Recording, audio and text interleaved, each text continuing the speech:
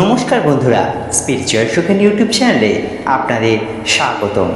আজ 21শে বৈশাখ শনিবার বরুথিনী একাদশী পালিত হচ্ছে। বরুথিনী একাদশী তিথিতে নারায়ণের আরাধনা করা হয়।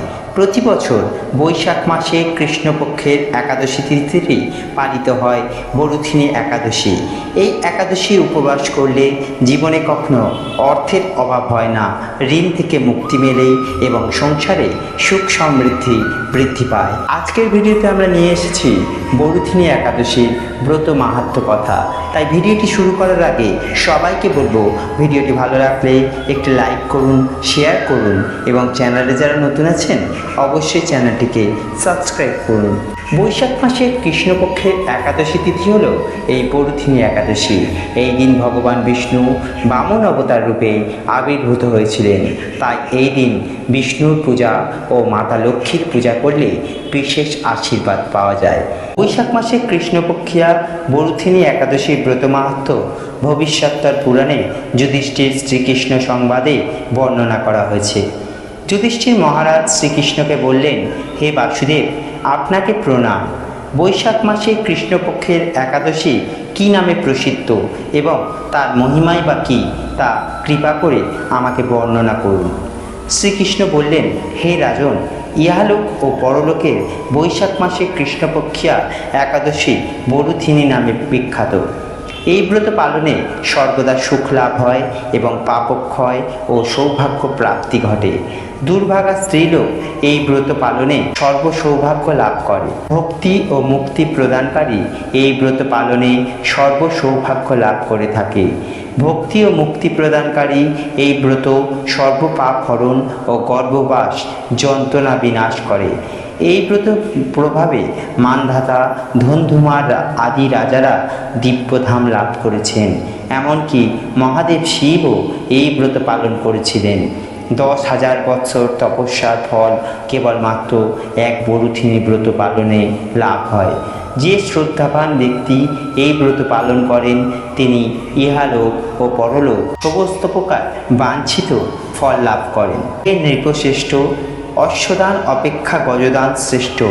গজদানের থেকে ভূমিদান, তা থেকে তিলদান, তিলদান থেকে স্বর্ণদান এবং তার অপেক্ষাও অন্নদান সবার উপরে।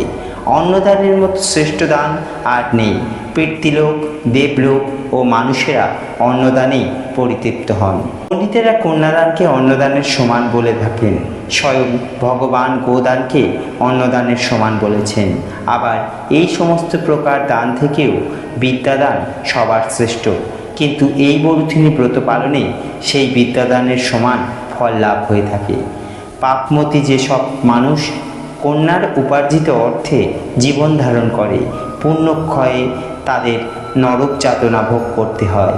তাই কখনো কন্যার উপার্জিত অর্থ গ্রহণ করা উচিত নয়।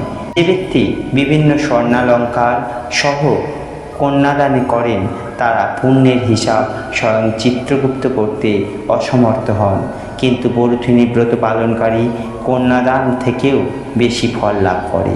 ব্রতকারী ব্যক্তি দশমীর দিনে কাঁসার পাত্রে ভোজন, মাংস, মুসুর, ছোলা, শাক, মধু, অন্যের প্রদত্ত অন্নগ্রহণ, 2 বার আহার প্রভৃতি পরিত্যাগ করবে। দিবানিদ্রা, পরনিন্দা, পরচর্চা, প্রতারণা, হিংসা, ক্রোধ ও মিথ্যা বাক্য একাদশীর দিন বর্জনীয়। কাঁসার পাত্রে ভোজন, মাংস, মুসুর, মধু, তেল, মিথ্যা ভাষণ, ব্যায়াম, 2 বার আহার দ্বাদশীর দিন পরিত্যাজ্য। এই বিধি অনুসারে বরুথিনী ব্রত পালনে সকল প্রকার পাপের বিনাশ হয়, অক্ষয় গতি লাভ হয়। যিনি হরিবাসরে রাত্রি জাগরণ করে ভগবান জনার্দনের পূজা করেন তিনি সর্বপাপ মুক্ত হয়ে পরম গতি লাভ করেন। তাই সূর্যপুত্র যমরাজের যাতনা থেকে পরিত্রাণের জন্য পরম যত্নে এই একাদশী পালন করা কর্তব্য।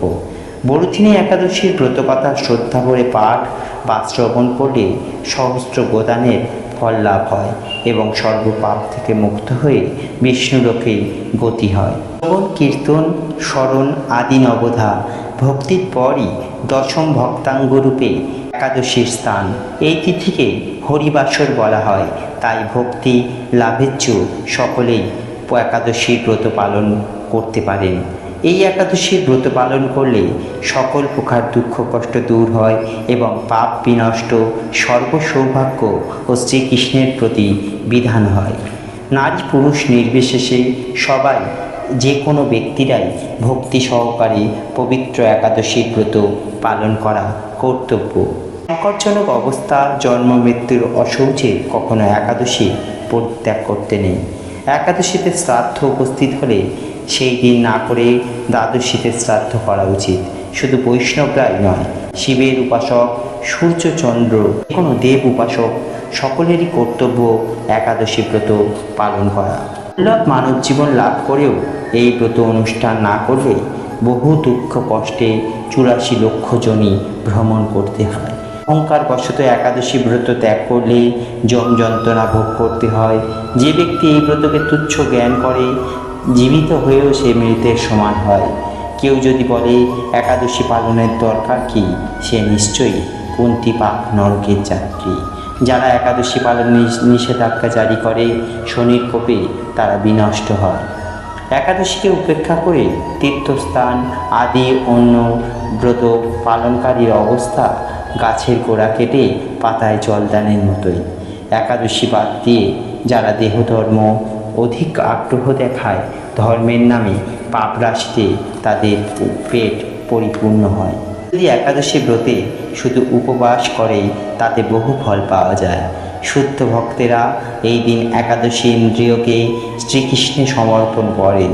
একাদশীতে শস্য মধ্যে সমস্ত পাপ অবস্থান করে, তাই চাল, ডাল, আটা, ময়দা, সুজি, সরিষা আদি জাতীয় খাদ্যদ্রব্য একাদশীর দিনে বর্জন করা উচিত।